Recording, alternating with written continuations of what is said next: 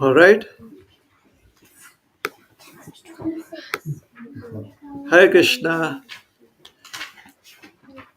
So I'm going to speak the Sanskrit word for word, and then you have to repeat after me, and then we'll chant the verse. All right? Is that how you do it every time? Okay. Mam cha yo vyabhicharena bhakti yogena sevate sa gunan samatityaitan brahma bhuyaya kalpate mam chayo vyabhicarena bhakti yogena sevate sagunan samatityaitan brahma bhuyaya kalpate mam chayo vyabhicarena bhakti yogena sevate sagunan samatityaitan brahma bhuyaya kalpate mam chayo vyabhicarena bhakti yogena sevate sagunan samatityaitan brahma bhuyaya kalpate. Translation: one who engages in full devotional service, unfailing in all circumstances, at once transcends the modes of material nature and thus comes to the level of Brahman. Let's repeat it. All right? You can repeat after me. Is that okay? One who engages in full devotional service, unfailing in all circumstances, at once transcends the modes of material nature and thus comes to the level of Brahman. All right? Okay, let me do my prayers and then we'll discuss on this verse. Om Jnanatimirandhasya Jnananjanashalakaya Chakshuranmilitam Yena Tasmai Shri Gurave Namaha Shri Chaitanya Manobhishtam Sthapitam Yena Bhutale Swayam Rupa Kada Mahiyam Dadati Swapadantikam Namam Vishnupadaya Krishna Presthaya Bhutale Srimate Bhakti Vedanta Swami Niti Namine Namaste Saraswati Deve Gauravani Pracharine Nirvishesha Shunyavadi Paschati Deshatarine Vancha Kalpatarubhyascha Kripa Sindhubhya eva cha Patitanam Pavanebhyo Vaishnavebhyo Namo Namaha. Jai Shri Krishna Chaitanya Prabhu Nityananda Shri Advaita Gadadhara Shrivashadi Gaura Bhakta Vrinda Hare Krishna Krishna Krishna Hare Hare Hare Rama Rama Rama Hare Hare.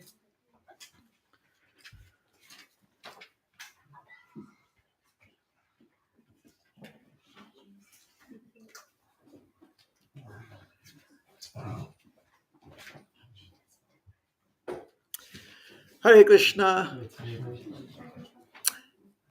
So how did we reach here?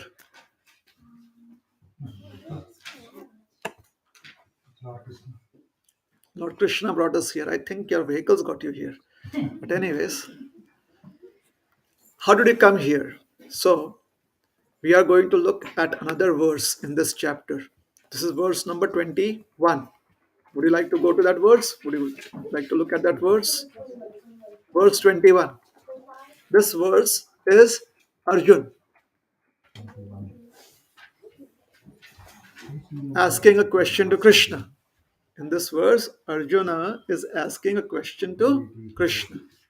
So everyone is at verse number 21. Yes? So Arjuna uvacha कैर्लिंगै स्त्रीन् गुणान् एतान् अतीतो भवति प्रभो किम आचारः कथं चैतां स्त्रीन् गुणान् अतिवर्तते. So अतिवर्तते, right? अतिवर्तते और अतीतो. स्त्रीन् गुणान् एतान् अतीतो भवति. Arjuna is asking, how does one get beyond the three modes of material nature? All right? Atita means to go beyond. Okay, so that is a question. Can you see the word atita there? Yes. Treen gunan. Treen means three. Gunan means guna. Etan, atito. Etan means this material world. Atito. So this material world is performing by or under the direction of the three modes. Three modes or three gunas. Sattvagun, Rajagun, Tamagun. Mode of goodness, mode of passion, and mode of ignorance. So Arjuna is asking, how does one go beyond these three modes? Clear? All right. And then, Kim Achara Katams Chaitams, what are the actions that one must perform? What is the way of life that one should adopt? Trin Gunan Ativartate, so that you, me, all of us can transcend the three modes of material nature. What are the activities that we have to perform? All right. What should be our outlook in life? Now, Krishna is answering or giving an answer to this question that Arjun asked. All right. Arjun is asking, how does one go beyond the modes and what are the actions? What is the behavior of someone who is interested in going beyond the three modes of material nature? Do you know what the three modes of material nature are?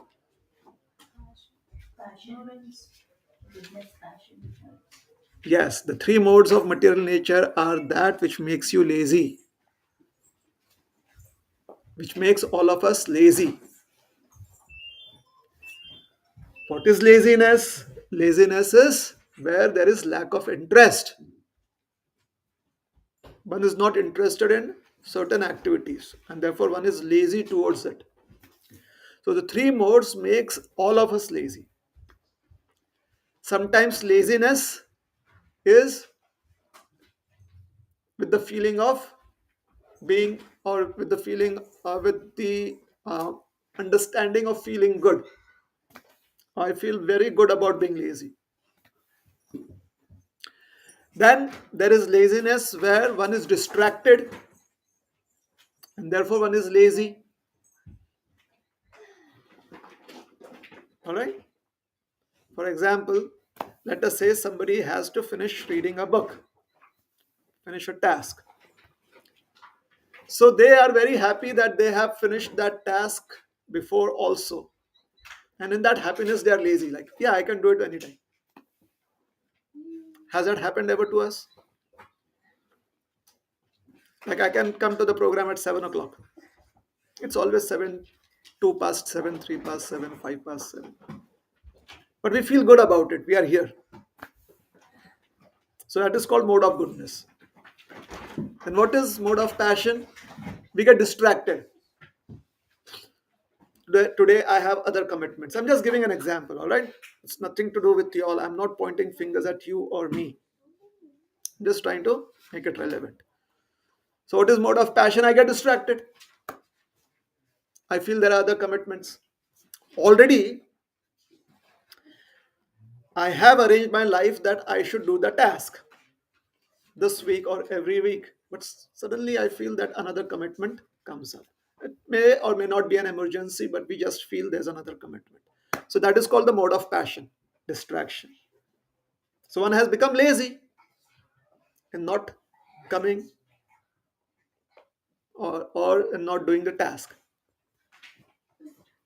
Is that all right? And what is the mode of ignorance? The mode of ignorance is I simply don't care. I simply don't care. Whether I go or I do not go, it doesn't really matter to me. Even if I go, I'm not going to tune in, and it's rather I'd not go. So that is laziness in the mode of ignorance. So three modes, they try to make us lazy. Towards what? Towards being alive. What is being alive? Being alive is when you work with this body such that the body performs actions beyond your imagination. That is being alive. Is that true? When was the last time you were alive doing your work? Like, I simply have to get the task done. It gives me money. But then a new project comes, and or maybe you're the team lead. See, now you're alive, and everyone else on your team is like, we have had enough. But you're trying to put life into that project. Why is that? Because you're trying to do something that is beyond what you'd like to do, beyond your laziness. So being alive means knowing that I can use the body to go beyond its limitations. Limitations that are established by us. We establish limitations, isn't it? Like for most of us, how many of us which we regularly spend some time remembering Krishna or remembering certain rituals? How many of us are able to do that every single day consistently? Maybe not. Yes. However, if we find it to be a very invigorating experience, then we are going to do it every single day. True? Is that true? So, the Bhagavad Gita helps us understand that we are beyond the body. What does it mean beyond the body? My body, your body, the perspective of how you exist or the perspective of how I exist is very subjective. Very, very subjective. We have built up our own perspectives. Sometimes others also contribute to that perspective, but we build our own perspectives, and that is what becomes our bodily existence. Yes. Now, this bodily existence is always challenged by the idea of the unknown. What if something unexpected happens? And especially, what if I'm no longer here? So, the idea of the unknown is there. Correct? I was talking to somebody just like you, and I asked them, do you believe in death? And they're like, yes. And I'm like, really? Yes, we all have to die. Then how is it so unknown to each one of us? Do we know how we are going to die? When we are going to die? Do you know that we don't want to die? Yes. So this concept of the unknown is what makes life a little miserable. When we transcend the limitations of this body, the perspectives that we have established, it becomes joyous. So that is what we want to do. We want to ignite our intelligence. Yes. What do we want to do? We want to ignite our intelligence, which means that we want to look at our life or our perspectives of who we are with a fresh outlook every single day. Every single day, we want to look at it with a fresh perspective. Because every single day, according to a place where I come from, India, there's an old tradition. You have to do Surya Namaskara in the morning. Keep one healthy. Now, people think Surya Namaskaram is about the different postures. Well, there are typically it's about 12 postures, and each posture is addressing the 12 names of the sun god. So no one chants the names. They've forgotten that. Hence, it becomes a little ritualistic. It becomes a little ritualistic. Every day, the sun, the rising sun, is different. So when you say, "Oh, Mitraya Namaha," it means something. It's like when I look at you every day, I'm like, "Oh, you look different today. You look more happy. Today, you look concerned." Yeah. So we want to have a fresh perspective of our own existence every single day, if possible, every single moment. Now, every single day, if we want it, then we have to refresh our intelligence with the knowledge of Srimad Bhagavad Gita, because there's no other knowledge that helps you refresh your perspective in life. There's none. This is very concise and it is very appropriate. If you think that I'm over exaggerating, then you can try it out. All right. So when we come to these classes, we want to make these classes very um, relevant to each one of us. It has to be relevant, not just for one day. Like, oh yeah, next time you see me, maybe in another 6 months or 1 year, you're like, oh, you gave a class. It was very relevant that day, and then we forget. No, very relevant for us. Okay. So Arjun asked the question, how many of have you been coming to these classes regularly? Have we covered these verses before? Do you remember Arjun asking this question previously? In the second chapter, Sita Prajna. No, right now. Verse number Yes, 21. yes. Verse number 21. Arjuna is asking, how do I go beyond the modes and what lifestyle do I have to adopt? Correct? So Krishna is giving an answer, isn't it? So today Krishna will specifically point out, in this verse, he'll specifically point out as to what is that activity that you have to do. Verse number 26. Therefore, we went back to verse number 21 to remember that this is why Krishna is specifically pointing out the process or specifically mentioning the process. All right. So, one who engages in full devotional service, there it is. How does one go beyond? In the translation, transcends the modes of material nature. Is that true? Does the verse translation mention that? Yes? Yes. Correct? Now, if you look into the Sanskrit, it also says Sagunan Samatityaitan Atit Samatit, means completely transcend. Verse number 26. We are in verse number 26 now. From 21, we come back to 26. 21 said, Arjuna was asking how to go Atit, Ativartate, Trin Gunan Ativartate. Correct? So here Krishna is saying, Sagunan Samatityaitan. One goes beyond the modes, one transcends the modes. How does one do it? Says, by engaging in full devotional service. Very nice. Most of us will try to find some time to do it. But let us suppose we have decided that we are going to do it. Full devotional service, whatever that means. Let us say we subscribe to this proposal by Krishna. Do we subscribe? Let's suppose we have subscribed. Agreeable? Everyone is ready to subscribe? It's just a supposition, just for now.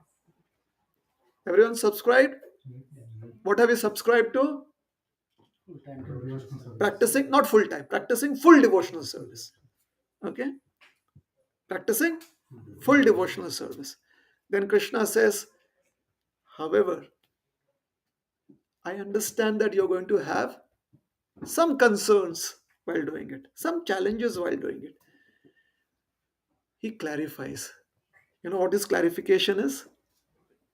His clarification is in all circumstances, whether there are challenges or no challenges, in all circumstances.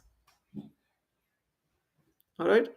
So Krishna is telling you that if you need the visa to go beyond the modes, then whether it is raining, whether your car breaks down, if you're not there at the appointed time, you lose your slot. So, in all circumstances. All right? So, one who engages in full devotional service, unfailing in all circumstances. Unfailing. What does unfailing mean? There is no greedy towards. Sorry? There is no greedy or something towards the. There's no greed towards the result. Okay? All right? Unfailing in all circumstances. Anyone else?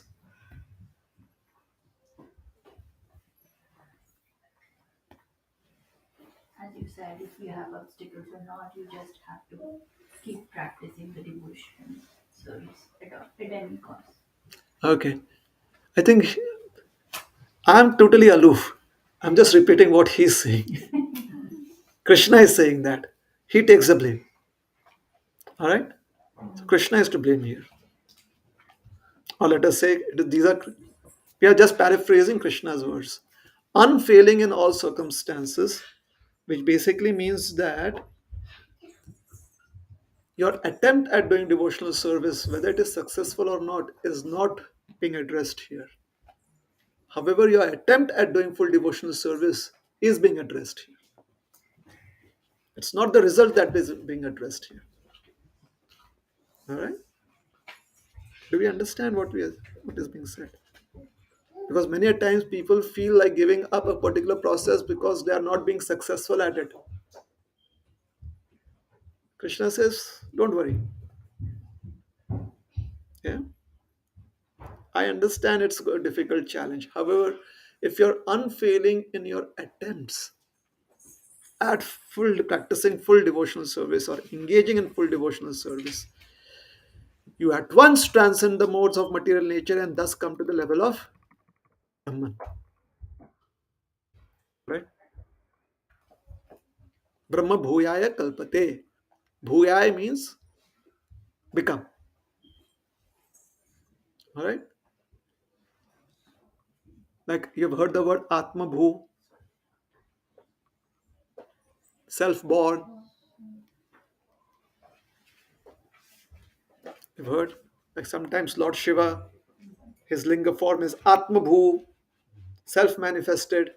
So manifest. Bhu means manifest. Bhu means become. All right. So Bhuyaya has manifested, has become one who has manifested oneself as Brahman or one who has become Brahman. So not very difficult. Is Sanskrit so difficult? Atma Bhu, Brahma Bhu. Bhuyaya becomes. All right. So one becomes Brahman. One comes to Brahman. Translation is like that. So we are going to just consider a few points. All right. There are two ways, two options that each one of us has in in circumstances in life. Right. There are two options. One is those circumstances could be difficult and challenging, and that could disturb us. Or those circumstances may not be challenging, and one could be comfortable in that situation. Correct? Now, what defines whether it is challenging or whether it is comfortable? Maybe our skill sets. Maybe our skill sets. The nature of activities in this world is that there is sufficient room for discomfort. You understand this? The nature of activities in this world is such that there is sufficient room for discomfort, isn't it? Right or wrong? For example, you get into the shower morning and you forget that you have to let the water flow for some time. Discomfort. You're hit by the cold stream, extremely cold stream, and then you wake up. Ah, I forgot. Sufficient. There are sufficient opportunities when we perform activities in this material world to become uncomfortable. Just as there are enough opportunities to be comfortable. When we are comfortable, we feel that we are God because things are within our control. We want God to rest. True? Like, why trouble Krishna now? Everything is going on well. We should only trouble God or Krishna when we have a problem. True? So basically, it means that when we have a problem, we need to go to someone that is in control of things. Till the time we feel that we are in control, we don't need somebody else. So basically, it means that I am a god, tiny little god, at least for that moment. Correct? Now, what do we teach our children? We teach them manners. What kind of manners? That if somebody offers them some help, we ask them, what do you say? And they say, thank you. And like, good job. Correct? We say, thank you. Now, even if you don't need it, still if someone offers you something, what do you say? Thank you. For example, you can open the door to to the elevator yourself, or let us say you're entering a store and you can open the glass door yourself. Somebody opens it for you. What do you say? Thank you. So you are in control, but if somebody offers you some help, you say thank you.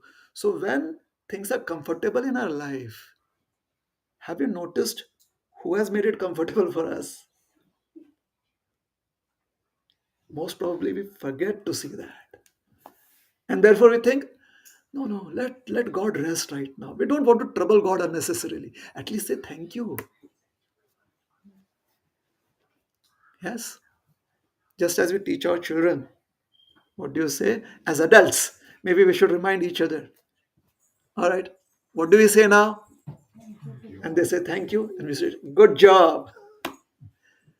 We should try and do that regularly.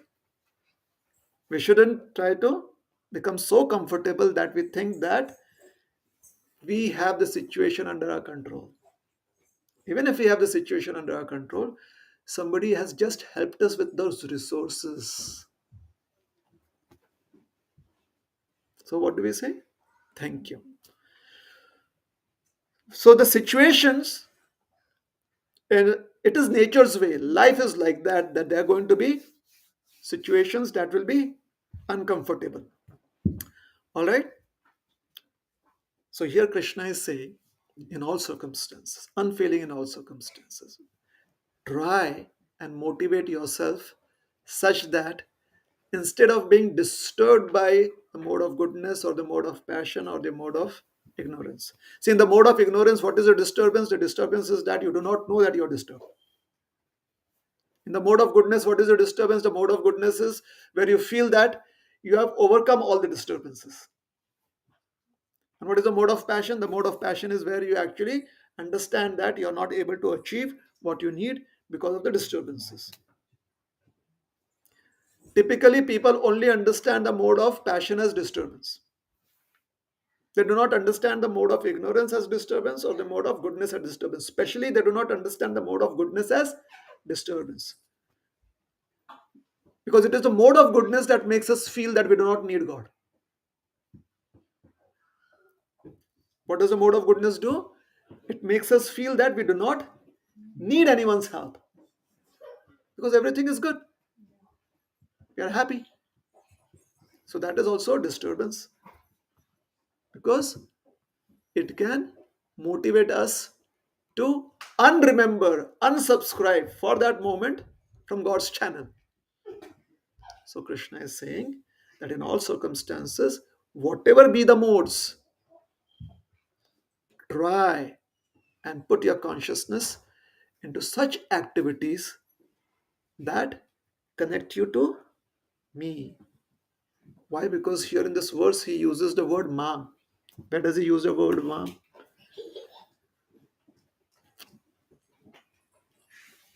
If you get hurt, you say Ma. That's Amma. Guys, in which other slogan? This verse. Mom, it starts with mom. The start is mam. Yeah. What does mam mean? Unto me. Not me. Unto Krishna. Yes? So he says, put your consciousness into such activities that are connected to me. Alright? So that is what we have to do. What happens? Krishna is revealing the secret of who he is, and he explains this open secret of what we are. Okay?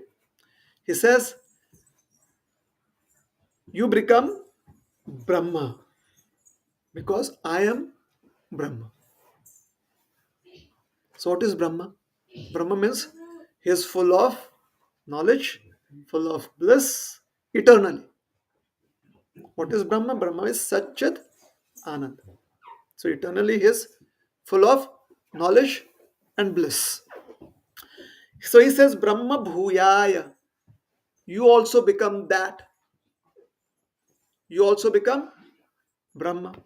Does it mean that we were not Brahma and now we are becoming Brahma? So here he's saying when you transcend the modes, you become Brahma. When you come under the modes, you forget that you are Brahma. Is it right? For example, you have all been trained to be professionals, whatever profession you all have accepted. Let's say engineers. You have been trained to be an engineer. All right, let us say software engineer. All right, very, very generic. You have been trained to be a software engineer. Sometimes you may not be able to recall either how to move ahead with the programming, with the coding, or with the analysis. You may not be able to recall. And one of your friends may say, you've been trained. How did you forget? Try and remember. Or your boss may be a little inconsiderate and said, I thought that I had hired the right person. Maybe I made a mistake. That is what the boss may say. So although you're trained, you've forgotten, and when you remember, then you're back to being who you are. So similarly, Krishna here is saying, you are a trained person as Brahma. You are trained to be full of bliss, full of knowledge, eternally. You've forgotten because you've come under the modes. The modes are disturbing you.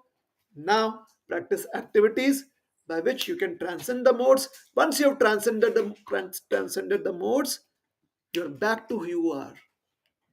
You remember your training, you remember your state of existence. That is Brahma Bhuyaya. So just as Krishna is Brahma, the living entities are also Brahma. Okay? And the way to realize that we are Brahma, Brahma Bhuyaya, Krishna says, Avyabhicharini Sevate. Can you find these two words in the verse? Who would like to find out? Everyone has to do it. You have to show it to me where it is. Pick up the book, show it to me where it is. Pick up the Gita. Everyone has to do that. Now, Avyabhicharini Sevate. How to become Brahma Bhuyaya?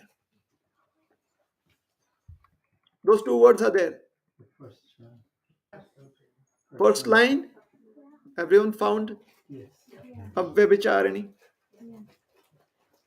Yes? And Sevate? Where is Sevate? Last of the line, last of the Is it the last line? first line, Last word of the line, first first line. line, last word. First line, last word. Is it? Sevate? Avyabhicharini is first line, last word, right? And Sevate.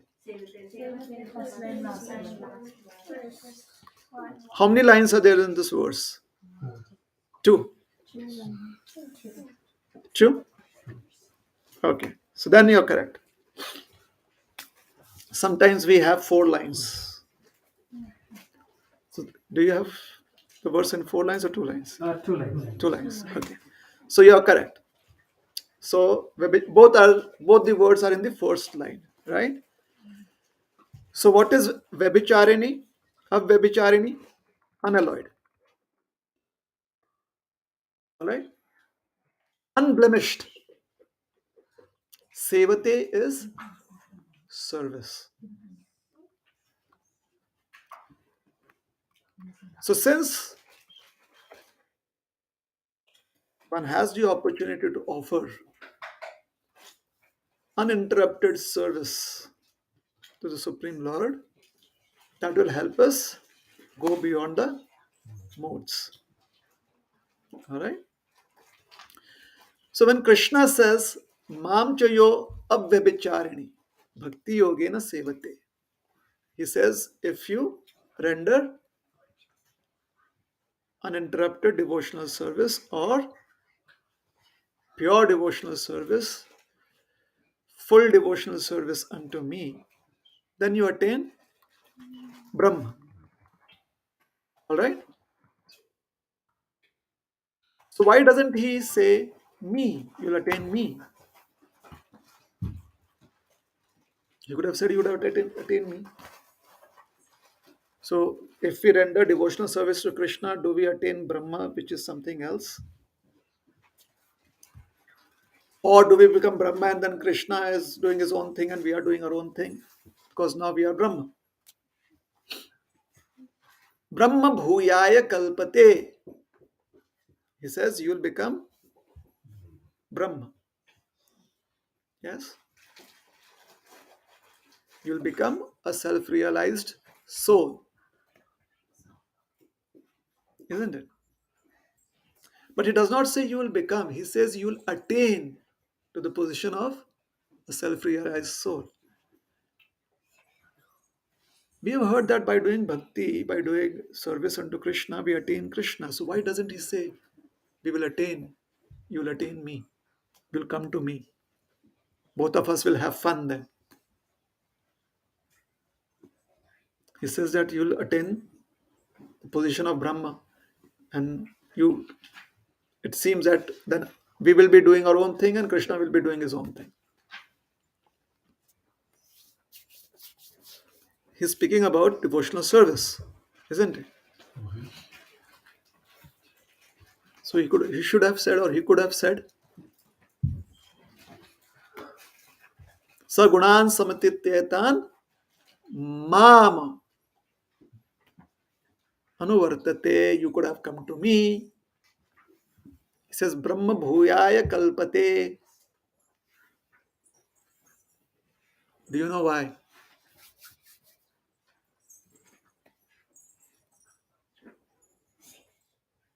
Because that is what Arjuna asked for. He simply wanted to become free of the modes of material nature. He did not want to eat nice prasad. That Krishna, can I come and eat nice um,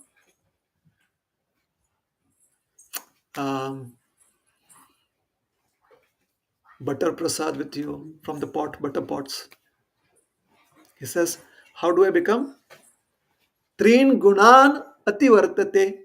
How do I become free from the modes? So since Arjuna asked that question, Krishna is giving him limited answer, limited version answer. So we have to be very careful what we ask for, because that is what Krishna gives. Is that all right? And then we cannot say, oh, but Krishna knows everything. No. Why didn't he give me? Because that is what we asked for. Therefore, he gave us what we asked for. If we had asked for Krishna, you know everything, so give me whatever you know, then he would have given us that. But we asked for Krishna, I need something else. So Krishna gave us something else. So that is why Krishna here is saying, Brahma Bhuyaya Kalpate. Hence, when we are approaching Krishna, when we are approaching the Supreme Lord, please don't make the Supreme Lord generic. All right?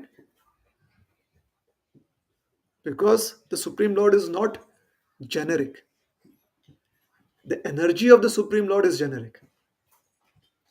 But the Supreme Lord has specific quality and nature. Does that make sense? Is it helpful? Do we understand this? If I have two other siblings, I know that my mother had to go through a lot of efforts and my father had to go through a lot of efforts to see that each one's specific needs were met. If they made it generic, oh, all are children.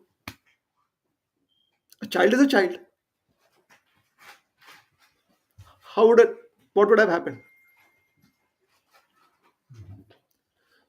So when they deal with children, the energy that they use to deal with children is generic. However, they give each child a specific need. Why? Because the word a child or children can be generic, but my child, my second child, my first child is very specific. It speaks about personality. So when we say Supreme Lord, we have already established that this is a specific person. But when we speak about the Supreme Lord's energy, how the Supreme Lord exerts his influence all over, now that is generic. Is that all right? Is it all right? Yeah? Okay. Another word that is very important here is cha. Cha could mean also, only. Here, it specifically means exclusively. So, exclusively what? Ma. One who renders devotional service to Krishna. One who renders devotional service to the Supreme Lord. Now, where is the Supreme Lord present? Most commonly, that which we can very much relate to is within the hearts of every living entity. Therefore, the word sevate does not mean just bhajan, kirtan, and not just that. That plus also serving the Supreme Lord in the heart of every living entity. So the next time we feel that there are certain activities that a particular member of a family is, and you're not happy with that activity, try to serve the Lord in the heart of that particular person. At least you will be happy. You won't be too disturbed by that situation in family life. At least you will be happy. Okay? All right.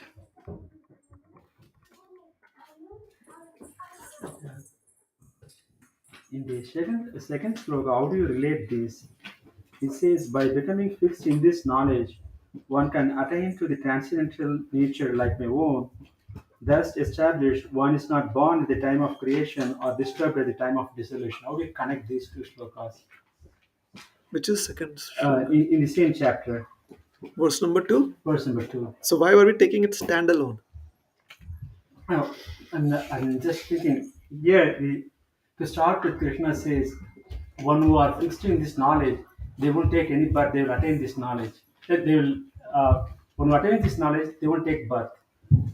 Is Arjuna asking a question before that? No. So this is Krishna's statement, but Krishna is responding to Arjuna's statement there. That's what you're saying. I'm not saying Arjuna ever made a statement. He always asked questions. Yes. So did Arjuna ask a particular question? No, this is Krishna is saying it is at the start This of verse, but obviously this is a conversation. Yes, so there yes. must be something that. This is verse number 2. No, verse number 2. What is verse number 1 here? Here, the Krishna says that I shall declare to you the supreme knowledge. So why is he declaring to him the supreme knowledge? Did he ask him a question He previously? might have asked. So previously, if he has asked question about knowledge, Krishna is giving him knowledge. Okay. Now Arjuna has asked a question again later on. Okay. So Krishna is giving him an answer related to that question. Okay.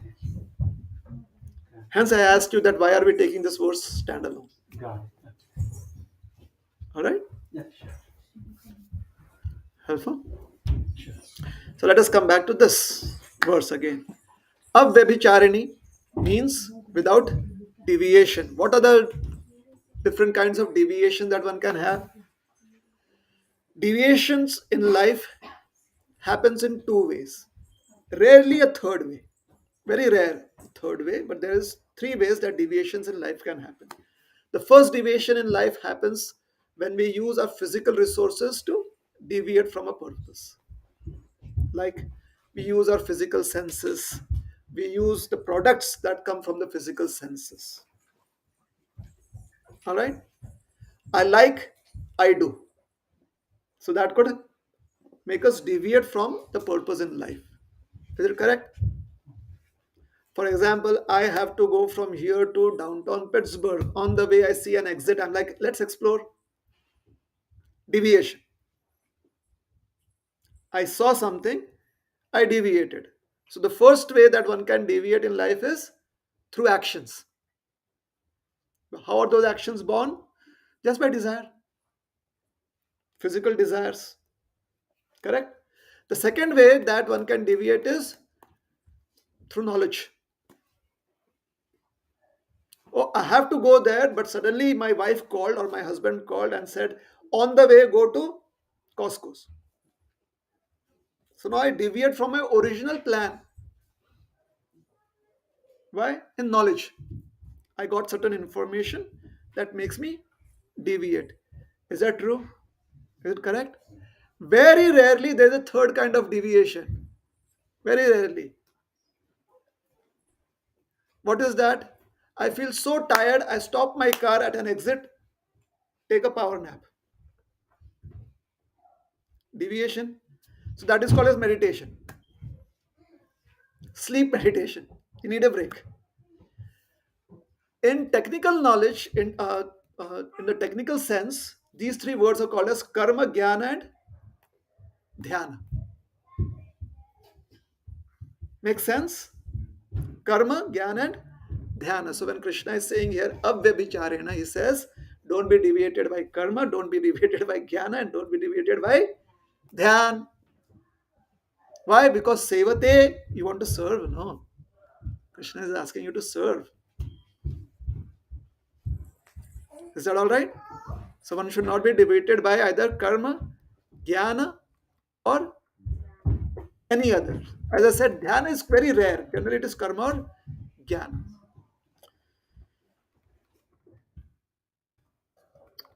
Okay. Now let us look at a few other things. Bhagavad Gita typically is understood to be a book of philosophy. Typically, ask anyone. Anyone typically understands the Bhagavad Gita to be a book of philosophy only when one reads it. one understands that it is a book of practical action too.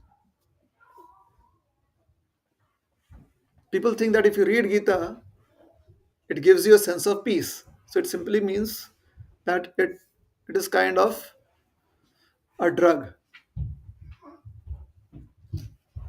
some drug that takes you into a different zone. Many people only realize it to be a book of action when they properly read the Bhagavad Gita. What is how do we know that? Here, this verse speaks about action. It does not speak about philosophy. The philosophy is done. All right. Now it is speaking about action and consequences.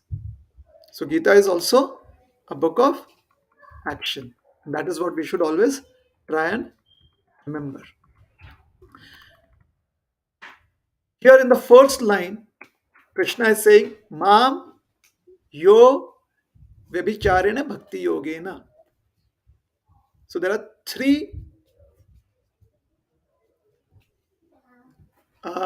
positions here, three aspects, let us say, three aspects. These three aspects are very important for understanding what is bhakti.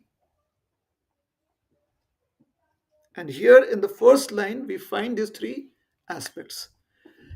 In bhakti, there is worship, which is also called as upasana or seva.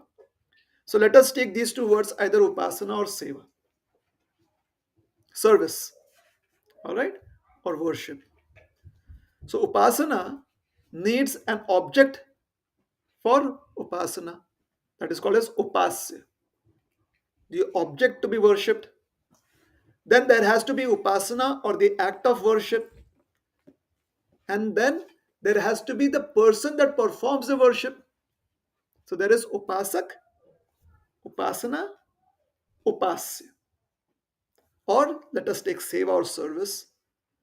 There has to be the object of service, that is called as sevya. There has to be the person that does the service, that is called as sevak, and there has to be seva. Make sense? Seva, sevak, sevya, upasya, upasana, upasak. So who is the object of service here? Mam, Krishna. Who is doing service? Yaha, anyone. And what are they doing? Avyabhicharena bhakti yogena sevate. So you see that all the three aspects of devotional service or seva is expressed in this verse here. Okay. Now, avyabhicharena we've discussed. That is without any deviation. All right. Avyabhicharana also indicates that this is service unto Krishna. Seva is standalone. It does not need any other support. No support system needed for it. That is why the word avyabhicharana is used. For Gyan, you may need support system. For karma, you need support system. Why? For Gyan, what do you need? You need to understand knowledge. So you need to understand what is knowledge, where is knowledge. For karma, what do you need? You need the territory, you need the objects, the instruments of to do work. But in bhakti, you just need your consciousness. Hence, bhakti is called as avyabhicharena or avyabhicharini, which means stand alone, which means complete in itself. Hence, when Krishna is saying here avyabhicharena, he says, you don't need anything else except the desire to serve and service done. There's nothing else that you need. Even if you have no knowledge of what is service, if you do service, you'll get the result. You have complete knowledge of service, you do service, you'll get the result. You have Engage another person in doing service, they get the result. Does that happen? You engage somebody else in doing your coding, will it be get done? They have to be well versed in it. You engage somebody else in fixing your pipe, will it be good? You know, in the wash basin, this the something is not functioning. You engage someone, will it be done by itself? No, that person has to be well versed in it. But in bhakti, seva, even if you're not well versed in it, you get the result. Yes, a rat comes and offers, pushes a lamp, and the lamp that was about to die, because the rat pushed it, it again lights up. Krishna says, this rat has offered a lamp to me. Got the result. But if the rat tries to offer prayers in rat language, first the rat has to learn those prayers, isn't it? If the rat wants to offer a fruit or a flower, then the rat has to go and collect that. But here, the rat is trying to look for food, hits against a lamp that is about to die off because the wick has fallen. The rat hits it. The wick moves and gets lighted up again. It is taken as offering of the lamp. And the rat gets a benefit. So therefore, here it says that not only do you do not need any material elements to do seva, you can use it. You can use material elements to do seva. However, what you need is consciousness. Avyabhicharena bhakti yogana sevate. Your consciousness should be clean. Your consciousness should be in sync with what you're doing, what you're trying to offer. So, therefore, it is completely independent. Avyabhicharena bhakti. At the same time, along with avyabhicharena, the word bhakti yogena has been used. So, it is kind of,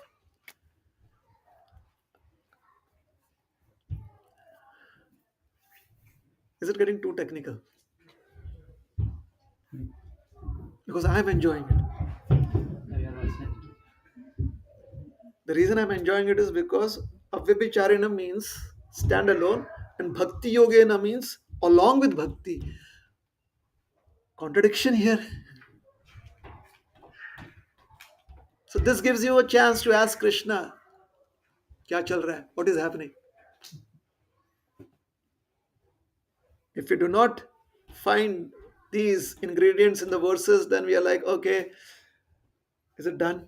Nice. I have done my chanting of the Gita. So there is no meditation on it. But does not find. So here, by Bhakti Yogena, Krishna is indicating that although devotional service is an independent activity, it does not need any material elements in it, nor does it need the element of Karma Yoga, Gyan Yoga, or Ashtanga Yoga. Still, Bhakti Yogena indicates that you have to connect to me. If you're not connecting with me, there's no bhakti. In Karma Yoga, you can be disconnected. You do the karma and then you decide what you want to do with the fruits.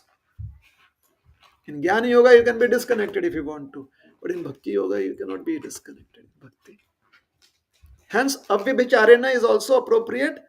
And Bhakti Yoga, Yoga means in conjunction. That is also appropriate. So, if we need Krishna, then how is Bhakti independent? Bhakti is independent of everything else that will be needed for a consciousness to feel capable.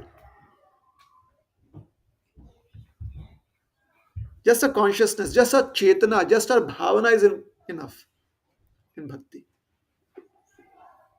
But that bhavana has to be offered to Krishna. Therefore, Avyabhicharena, Bhakti Yogena, and Sevate.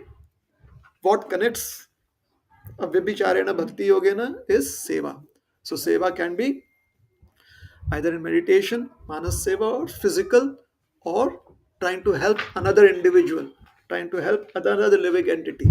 Why? Because we see the Lord situated in the heart of another living entity. That is why we help. We do not help another person because we feel compassionate on them. I'm not God, right? However, I can see that person needing help with the Lord seated in the heart. So I'm trying to worship the Lord. Just like if I want to offer this banana to the Lord, does the Lord need it? He knows that afterwards we are only going to eat it. We still make an offering, isn't it? A gesture of gratitude. What is yours? Now we need your blessing to use it, isn't it? Similarly, when we offer help, this body of this person that needs help is also yours, my dear Lord. So when we are offering help, it is like offering bananas to the Lord. It is not compassion. Although compassion is there, compassion is a very good quality. However, the more we have an understanding of the Bhagavad Gita, we realize that everything is service. Right? Everything is service. Service is not everything. Service is unto Krishna. Service is not everything. So if I serve, let us say, another living entity, unless and until I see the Lord in the heart, that service is not everything.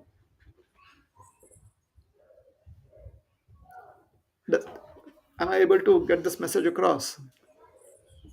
Yeah. Why? Because that service is under the modes. I feel I can offer something. So the mode of goodness is telling us, well done, well done, well done. Caught you, caught you, caught you, got you there. So again, we come under the modes. So hence, when we do service to another living entity, we do it as seva unto the Lord in the heart of that living entity. For example, when we are at the store, we serve another person that is a customer at the store. Anyone who comes across, we know that that person is a customer. If that person is not a customer, do we serve them? Do we serve them? Let's say an ant is there. Do you think the ant is a customer? Let's say a fly is there. Do we think the fly is a customer? Let's say somebody who is not able to pay for the goods. Do we think that person is a customer? No. Correct? We serve the customer, somebody who is able to buy the product. Make sense? Does it make sense? We identify what the person is in relationship to us. Very clear? So, when we are in knowledge as to who is a customer, then we serve the customer. Similarly, when we have the knowledge how to identify the Lord in the heart of every living entity, then we serve the Lord. So that training has to be there. Just as a person at the store is trained to deal well with the customers, similarly, we train ourselves to deal with Krishna in the heart of every living entity. And such a person does not feel compassion. Such a person only understands service. Others can see it as compassion. Therefore, devotee of the Lord is the most compassionate because the devotee of the Lord is serving the Lord in the heart of other living entities. It can be an ant, it can be a dog, it can be a bird, it can be a human. Is it all right? Okay. What time do we stop? Stop. We can go for another 15 minutes. Sure. What? No, no, no, no. What time do we generally stop? We stop at 9 o'clock. At 9 o'clock. Okay. So I sometime. Thank you.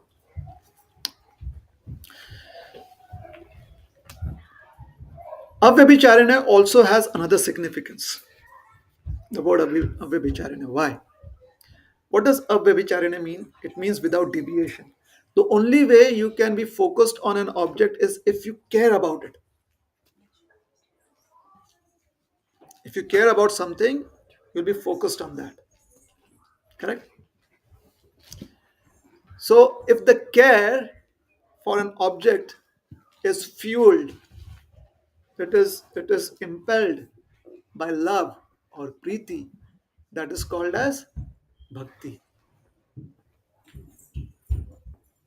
When there is priti or love, affection, then that is bhakti.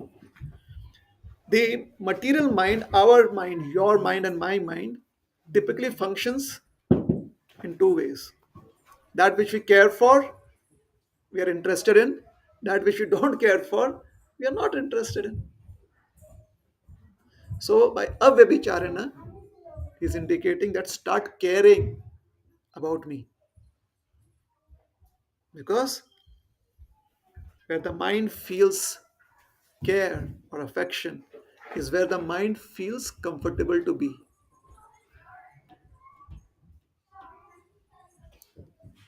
The last time you did puja or chanting, try and relate. If we care about a puja, if we care about a chanting, then our mind will be in the chanting and the mind will be in the puja, in the worship. However, if we don't care about it, the mind will be somewhere else, isn't it? How many of you actually chant, not just a Hare Krishna Mahamantra, you let's say every day, let's every day some prayer, every day some prayer. Yeah. How often has it been that you're also on the phone while doing the prayer, or the phone is right there and something pops up, and while you're doing the prayer, you're looking at the notification? So, what do we care about more? Hence, avyabhicharin, that word is used to help us realize that we have to change our swabhava, we have to change our behavior, because that is what Arjuna asked. What kind of behavior should I adopt to become free of the modes? So he says, change your behavior. What we care about is what we think about. What we think about is what we feed. What we think about is what we give time to, isn't it? And what we give time to is where we are. That is where we exist. So, this is the way the mind works in this world. Krishna knows that in this time and circumstances, this is the one thing that is going to turn people off. That putting your heart into the activities of serving Krishna, it is going to turn people off because there's sufficient distraction. So that may not be possible. We may not be able to put our hearts into meditation. Yes. So it says, try to seva. Don't try to do meditation. Try to do seva. Seva means some physical activity, like do bhajan, do kirtans, something where your mind feels comfortable to be attracted towards Krishna. Krishna says, I will accept that. I will accept it because you are doing some exclusive activity for me. So, Abhyabhicharana also is a mellow way of Krishna trying to encourage us.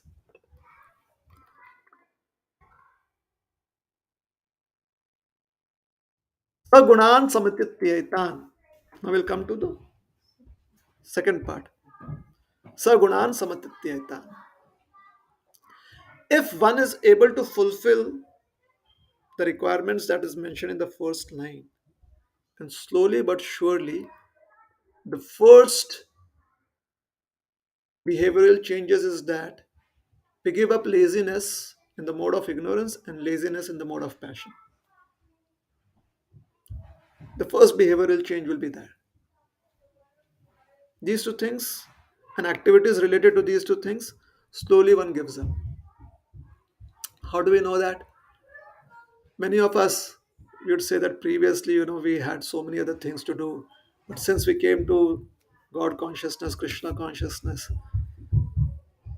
we're very focused. What does it mean, very focused?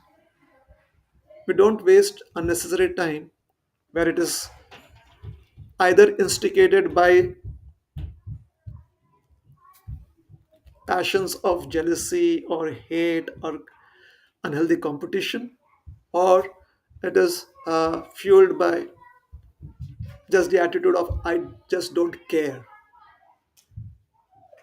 So these two ways of approaching life is shelved if we fulfill the requirements that is there in the first line. Avyabhicharena bhakti yogena sevate sagunan samatityaitan. This is why Krishna says sagunan samatityaitan. But first, the passive inclination towards a mode of ignorance and the mode of passion slowly leaves you, and there is an active desire to be in the mode of goodness. So there's an active desire to wake up early, there's an active desire to be clean on one's habits, there is an active desire to be clean in one's thoughts, there is an active desire to be clean in one's relationships. Mode of goodness. And the mode of goodness helps one. Sagunan samitityatan. One goes beyond the transcends the modes. The mode of goodness is what helps one to become meditative. And when one is in meditation, time simply flies.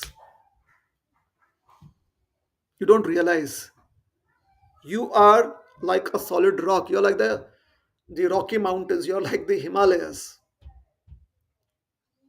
Achala. Because the Himalayas is not affected by the mode of passion or the mode of ignorance. Himalayas are very happy being where they are. Mode of goodness. So becomes Achala. Alright? So that is why Krishna says Sagunan Samatityeta.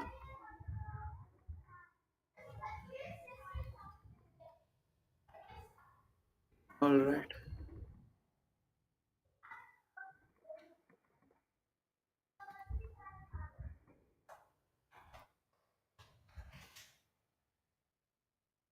Hmm.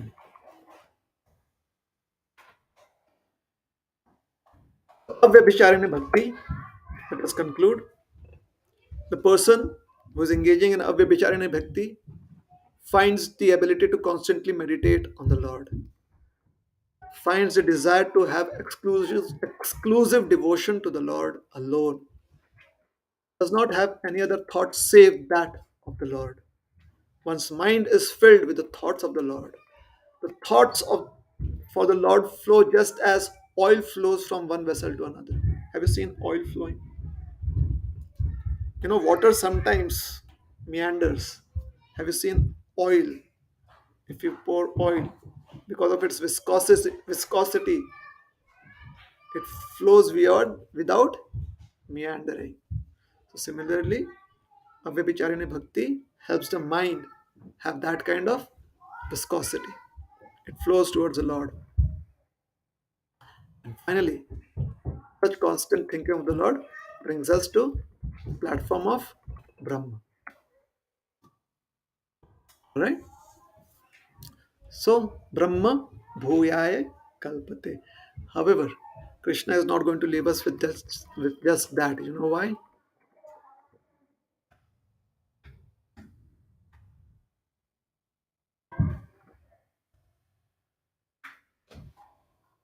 Because he has introduced here to Arjuna the conception of worship to himself. For next verse, he is going to say that Brahma is me. We say next verse, but actually, these are just two statements of Krishna, one after the other. So first, he tells Arjuna, be situated in Brahma, be situated in the mode of pure goodness. beyond the three modes. That is called as Shuddha Sattva. Know that that Shuddha Sattva is actually me. I am the basis of that mode of pure goodness. So in verse 27, he'll say, Brahmano hi pratishtha. Pratishtha. All right. So we'll stop here. Thank you very Any much. Very questions? wonderful. Yes. Any questions?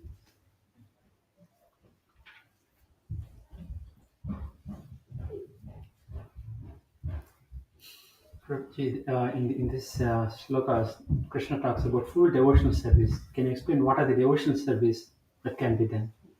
I just mentioned that, no? Abhi bhi chahe meditation on the Lord. Uh, then what else? Thoughts about the Lord, for the Lord.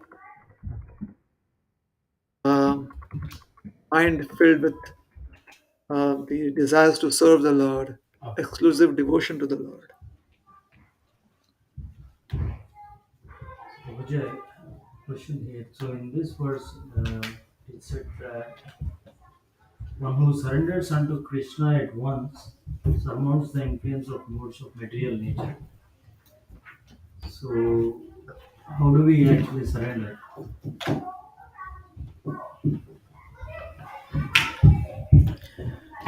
Where is it actually mentioned? Yeah, it's in the purport, is it? So can you read few lines above that?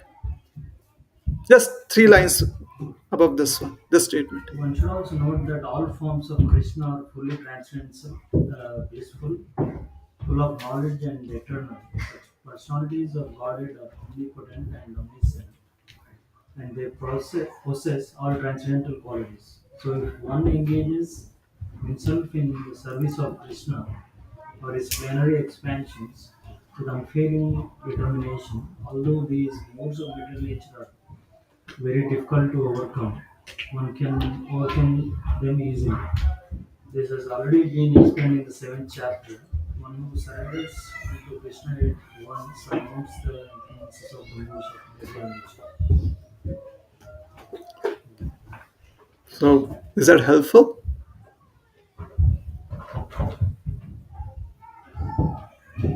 So, I one point that kind of connected is like one who engages himself in the service of Krishna for his planetary expansions with unfailing determination. So,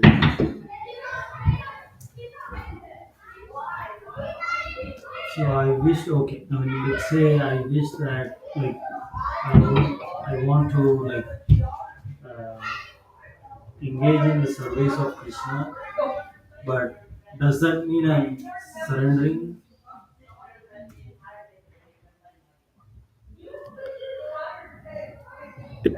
So your question is that if I am engaged in devotional service to Krishna, does it mean that I'm surrendering Yeah. myself? That is the question.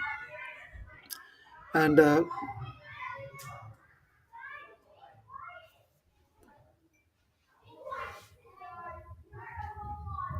this particular thought comes to the mind because we read that if one surrenders to the Lord, that is why this thought has come to the mind. Uh, when again, Because so the reason I'm trying to put it in that context is because what is being stated through that statement is Krishna has mentioned elsewhere. So right, just supporting evidence has been given. right, Supporting evidence has been given to the concept that is mentioned a few lines before this, right. isn't it? But I think probably not related to this verse, but generally speaking, like does engaging oneself in service of Krishna makes you surrender unto Him, or what is actually surrendering? Right. As I said that here, this has been used as supporting evidence. And the evidence is from this seventh chapter, where it is stated that it is very difficult for anyone to overcome the three modes of material nature. But if one simply surrenders there, the word surrender means takes shelter. If one takes shelter of the Supreme Lord, then one is able to overcome. And in that instance, uh, some seers and thinkers, they give the analogy or example of how a fish surrenders itself to the water reservoir and takes shelter in it. So even if there are huge floods, or even if there's a storm, because the fish has taken shelter within the waters, the fish doesn't feel uncomfortable. On the other hand, any other organism that is not aquatic in nature, if that gets caught up in the flood waters or in the storm, they are not able to take shelter of the waters. They are not able to surrender themselves to that water. Therefore, they perish. So, therein in the seventh chapter, where Krishna says that Mama Maya Durattaya, Mameva ye prapadante, Maya me tam tarantite. So, Prabhupada is just giving here, and the commentator is Srila Prabhupada. So, he's just giving supporting evidence from there. He's not bringing up the topic of surrender. He's saying, even there, Krishna says that if you take shelter of him, just like previous to this statement, he has made the statement that if one engages in devotional service, then one can transcend the modes. So the point that is being addressed here is, in both the instances, in this verse and the verse from the seventh chapter, is how to overcome the modes of material nature. Here specifically it has been mentioned as avyabhicharena bhakti yogena. There it is mentioned as taking shelter of Krishna. So that is the context. Alright? You still would want to understand what surrender means? I try to just give the context why this statement has been mentioned. Since you saw those words there, therefore I'm wanting to know, is that why this desire or this uh, um, Prabhuji, can I give the opinion towards a surrender? sure, So, I'll just complete this and then you could give, yeah. So, is that the reason why you were thinking about surrender? Just because those words were there? Right. Yeah? All right. Yes. that means we are in the deep of conscious towards a God. Means like belief, too much of involvement and consciousness, belief towards God. Hmm. So that is carry towards the surrender. Okay. So, Yeah, belief helps you yeah, to accept surrender to the Lord. yeah. Okay. That is a good point.